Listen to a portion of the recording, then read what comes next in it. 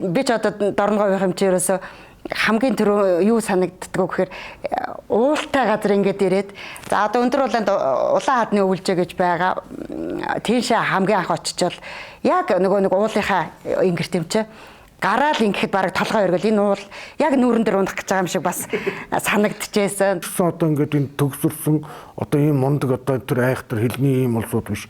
Ерөөсөө л тэр орос хэл, англи хэл гэдэг одоо тэр их далайн дэргэдэл одоо тэр хязгаар тоглож байгаа хөвгтөл гэдэг шиг л тийм л улсууд. Хамгийн анх ингээд сарлаг харахад амар гомглон тийм өстой тогшин ширүү амтэр юм шиг ингээд өстой сагалзал ингээд санагдчихсэн. Сүүлд нь харин тэгсэн чинь 2 3 жил болсны дараа ингээд нэг урагшаа хот мотор орох гол нэг дорногоо руу аав ээж рүү очихгүй явсан чинь Монгол хүүхэр харсан чинь бараг л нэг нүцгэн одоо нэг ус ялгасгүй амт шиг ямар үгүй юм бэ гэж.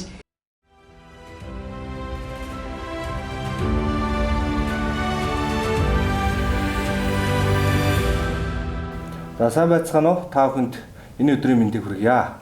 За манай Харангай аймгийн Насан туршийн сурвалжлагын төвийн 10 жилийн ойд зориулж амжилтын түүх 10 подкаст бичлэгийг зохион байгуулж байгаа. За энэ удаагийн дугаарт маань Харангай аймгийн Өндөр Улаан сумын гадаад хэлний багш Ганзар багш маань түүний гэргий Саран гэрэл багш хоёр маань оролцож байгаамаа. За ингээд хоёр багш маань төрсөн нутаг ус төрж өссөн сургууль соёл боловсрал хэрхэн танилцж байсан тэр талаар дэлгэрэнгүй сайхан танилцъя. За намайг Бямсрынгийн Ганзар гэдэг би Харангай аймгийн Өндөр Улаан суманд төрсөн. Ингээд 1984 онд Дектембер сумын 8 жилийн сургууль, 86 онд аймгийн төвийн 1-р 10 жилийн сургууль төгсөөд тэр үеийн орос хэлний багшийн дэд сургууль элсэн суралцаад 91 онд гадаад хэлний дэд сургуулийг орос хэлний багш мэргэжлэр төгссөн. Ингээд гэр бүлийнхээ önтэй оюутан байхдаа танилцсан. Би тэгээ 5 жил нэг ангид суралцсан. Ингээд 91 оноос хойш одоо хүртэл Өндөр Улаан сумынхаа ерөнхий боловсролын сургуульд 34 дахь жилдээ орос англи хэлний багшаар ажиллаж байна. За намайг Жадамбын Саран гэрэл гэдэг. Би 1986 онд Дорногов аймгийн Сайн Шан хотын 10 жилийн дунд сургуулийг төгсөөд тэр үеийн орос хэлний багшийн дэд сургуульд одоо орос хэлний багш мэргэжил эзэмшгээр элсэн орсон. За 1991 онд одоо энэ сургууль маань гадаад хэлний дэд сургууль нэртэй болсон хойно 91 онд энэ сургуулиа төгсөөд за тэгээд нөхөртөөгөө гэр бурал болсон нөхрийнхөө нутагт одоо ажиллаж амьдрахаар хүрэлцэн ирээд Өндөр Улааны дунд сургуульд одоо ингээд 34 дахь жилдээ орос англи хэлний багшаар ажиллаж байгаа. За энэ хугацаанд бид хоёр одоо 3 хүүхэдтэй болсон. За ингээ 3 охин маань гуруула наасан төрөөд одоо бүгд тусдаа гараад ажиллаж амьдарч байгаа. За хоёр багшийн маань хувьд яагаад энэ подкастэнд миний хувьд урьж оролцуулах болсон бэ гэвэл за нэг сургуулаа төгсөөд суманд очиод бүх насаараа 30 хэдэн жил 40 жил үр бүтээлтэй ажиллаж амьдарч байгаа юм багш нар байгаамаа. За хоёр багшийн маань хувьд энэ олон жил одоо суманд багшилсан хэрнээ аймгийн хэмжээнд, бүсийн хэмжээнд, улсын хэмжээнд маш олон олимпиадуудад амжилттай оролцсон. За энэ түүхийнхаа талаар бидэнд мэдээлэл хүргэнэ. За мэдээж орос хэлний багшийн дэд элсэн орсон гэдэг маань 10 жил байхдаа бас орос хэлний хичээлд сонирхолтой байсан. За тэгээд тэр үе одоо орос хэлний багшийн дэд бол Монголын одоо орос хэлний олон мянган багшийг бэлдэж гаргаж байсан. Тэнд бас Оросын одоо тэр үеийн зөв толгойд улсын багш нар их олон ажиллаж байсан. За эдгээр бүх багш нар маань бол тэр үед одоо энэ орос хэлний багш нарыг бол одоо чинээндэн толтлын чанартай бэлтгэж гаргаж байсных. За хоёрдугаар одоо суманд ирээд бид нар орос хэлний багшийн одоо ажлын байр одоо 90-ад оноос хойш жоохон багасч ирсэн. Тэр үеэр нь бид нарыг бол англи хэлний багш болохоор дахин бэлдсэн.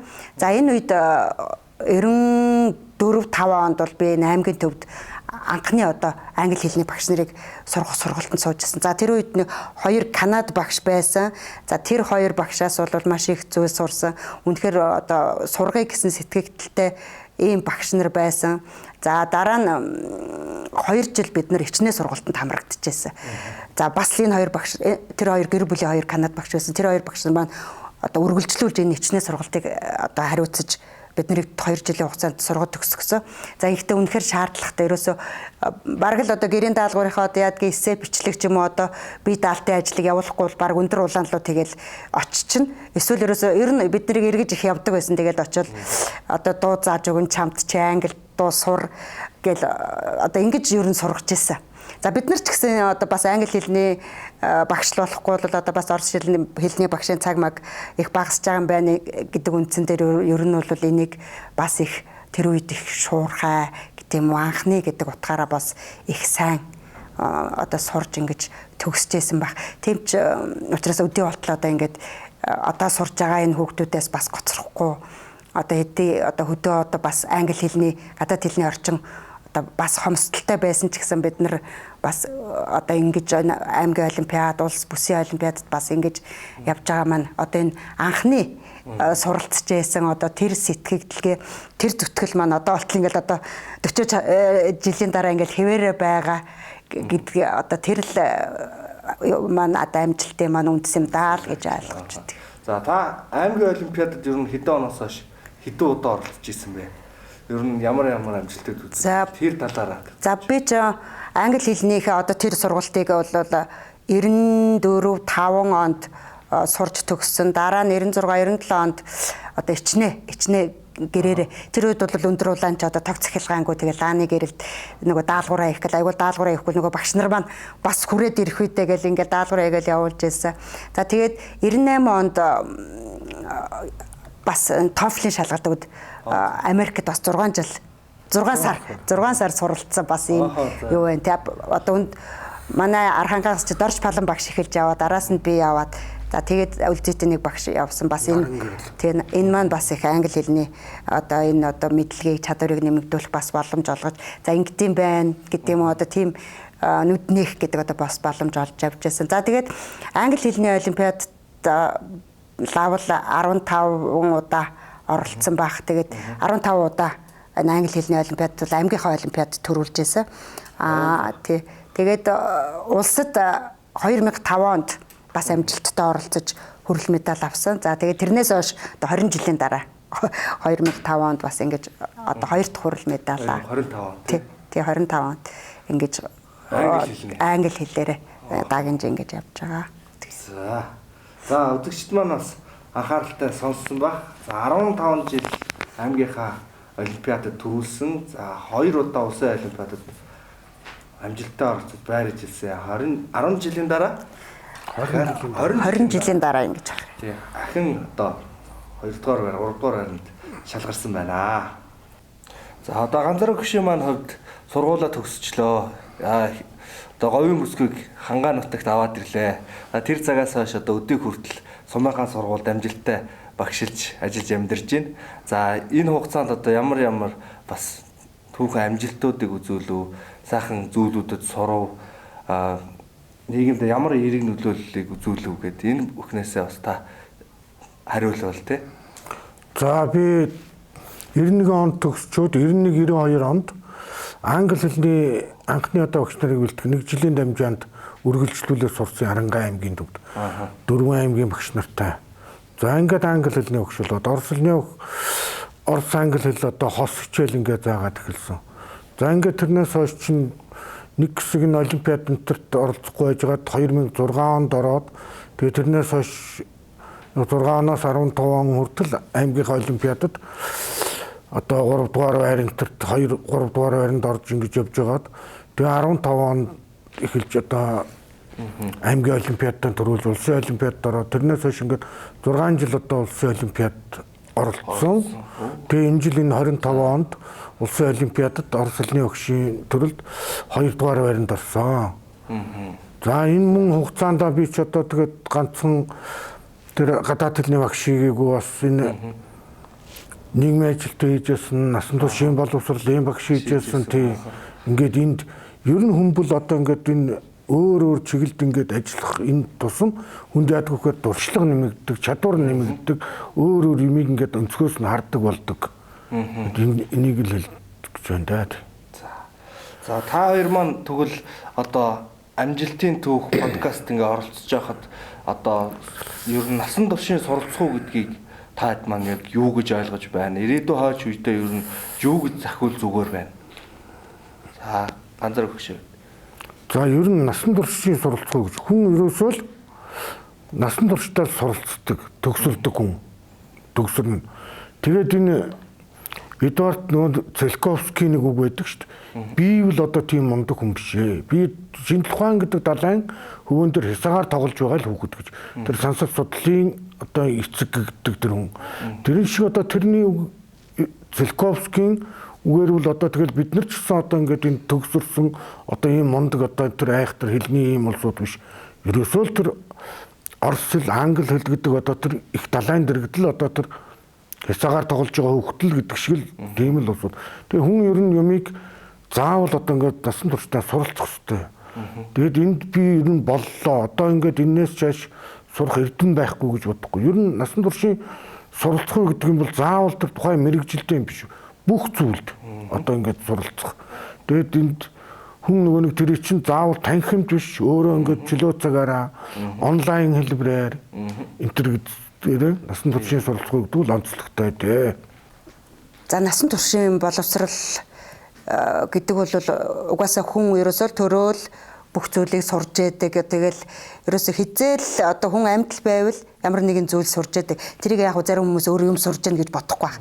Тэгтээ бол заавал хүн юм сурж байгаа. За тэр сурж байгаа зүйлээ одоо бүр сэтгэл зүрхээ зориулаад ажил мэргэжлийнхээ хүрээнд ч юм уу одоо цаашд одоо бизнесийн шугамар ч юм уу ингэж сурж байгааг бол ер нь насан туршийн боловсрал гэдэг илүү албан ёсны дүгнж байгаа бах. За би бол яг мэргэжлийнхээ хувьд бол ер нь байнга л сурж байгаа гэж бодож байгаа. Угаасаа одоо англи хэлийг ч юм уу төгс сурна гэж байхгүй. Тийм юм чи ерөөсөө өдөр тутамдаа энэ одоо интернет хөгжсөн үед бол зүгээр фэйсбүүк авахсан ч гэсэн одоо яадгийг нэг англи хэлний одоо яадгийг англи Америк багш тагцсан. Тэрийг сонсож явах бол одоо нэг амар юм сурж байгаа биш тийм ээ. Тэгсэн хэрнээ бол одоо тэр яг насан турш тэр бас суралцж байгаа нэг хэлбэр.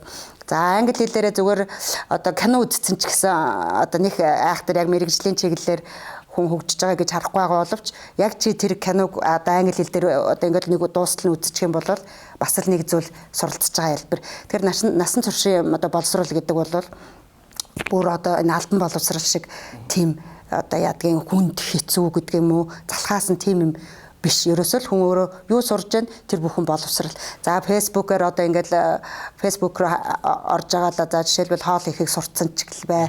За багш нар бол юу сонирхдаг гэхэл одоо бус нөгөө нэг гадаадын ч юм уу багш нарын хийж байгаа нөгөө гарын авлага материал янз бүрийн зураг хөрөгтэй зүйл хийж байгаа зүйлийг бас их бичлэгийг үздэг, ютуберч үздэг. Тэднийг ингээд өнөөдөр хараад сураад одоо дараа нь дахиад тэр бичлэгээ дахиж тавиад одоо тэрийг дагаж хийгээд ч юм уу тэрийг хичээл дээр ашиглаж байгаа. Энэ бүх зүйлийг л би одоо насан туршийн боловсрал гэж ойлгоод байгаа. За тэгээд одоо багш нар гэлтгүй ер нь хин ч гэсэн одоо энэ ажлаа хийхэ боллоо ч гэсэн яг уу дахиад цаашаа хөгжих юм нь байж идэг. За би одоо ингээд одоо багшаа хийхэ болоод тэтгэвртэй гарлаа гэхэд дараагийнхаас одоо янз бүрийн бизнес ч юм уу эсвэл одоо бас хүүхэд хөгжүүлчих тийм ээ илүү цаг завтай болж байгаа. Энэ дээрээ одоо бас ямар санаа авчих зүйлгүүдгээ бас интернетээс бус хүмүүсээс ингээд сурж байгаа. Энэ бүх зүйлийг ингээд би одоо насан туршийн боловсрал гэж ойлгоод байгаа. Тэгээ ер нь бол хүүхэд залуучууд танд хэлэхэд бол боловсралыг бол насан туршийн боловсрал гэж ойлгох хэрэгтэй. За авж байгаа мэдлэгийг одоо тийм айхтар хэцүү одоо чангалгаантай гэж хүлээж авахгүй. Одоо бүхэл одоо сонсож байгаа зүйлийнхээ аль сайн болох сайн талыг л одоо өөртөө тусгаж үлдээж авж байгааг л бол одоо насан туршийн боловсрал гэж ойлгоод байна. За маш их баярлалаа. За нэг сонирхолтой жишээ ярихад за манай хоёр багш маань бол одоо 30 жил 40 жил одоо боловсролын салбарт багшилж байгаа. За тэгээд одоо удахгүй бас тэтгэвртэй гарах насанд төгсөж байгаа.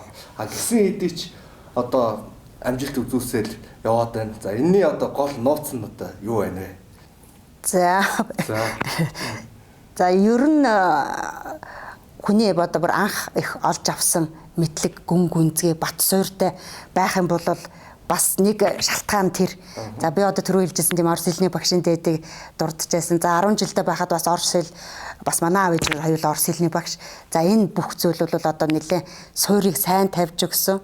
За дараа нь ингээл бас орос хэлний багш нар одоо мэрэгчлээ солиод англи хэлний багш боллоо гэхэд бас одоо тэр аттай. Үнэхээр одоо бүр монголчуудыг сургачи гэсэн тийм хоёр одоо англи хэл зааж бас хоёр Канад гэр бүл байсан. Монголд тэд нар бүр 10 гаруй жил одоо Монголын багш нарыг бол англи хэлний багш болгох чиглэлд ингэж ажиллацгаасан.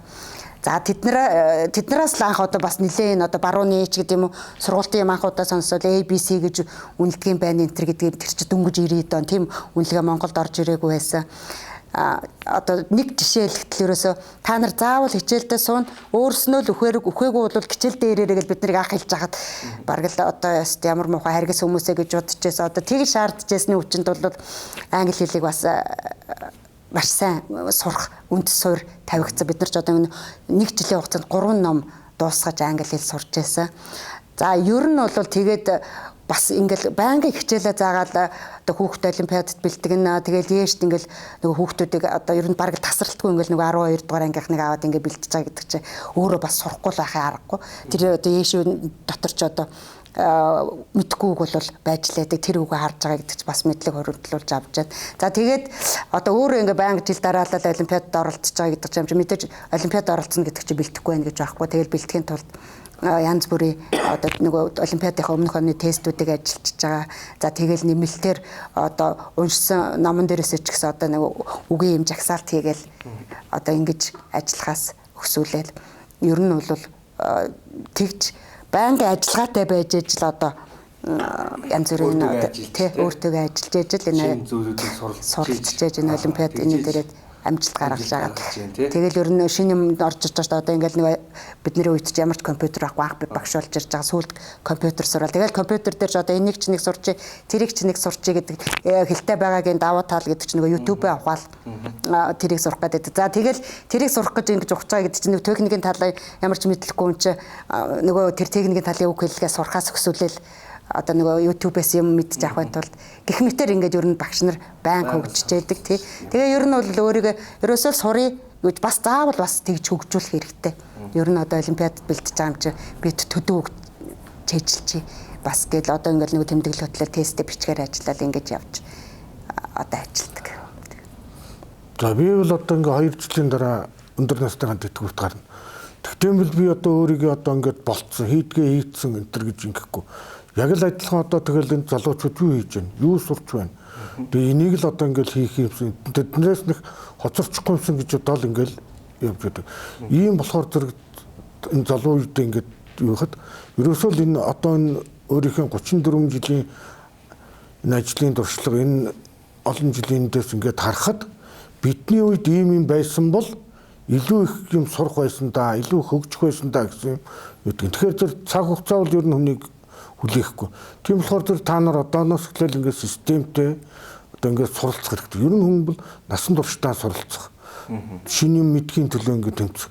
Шинэ юм болгон сураал ингээд шинэ салбар болгонд ингээд оролцох зүтгээд байх тусмал тэр хүний мэдлэг тэр туршлага хоримтлагтаа л гэдгийг.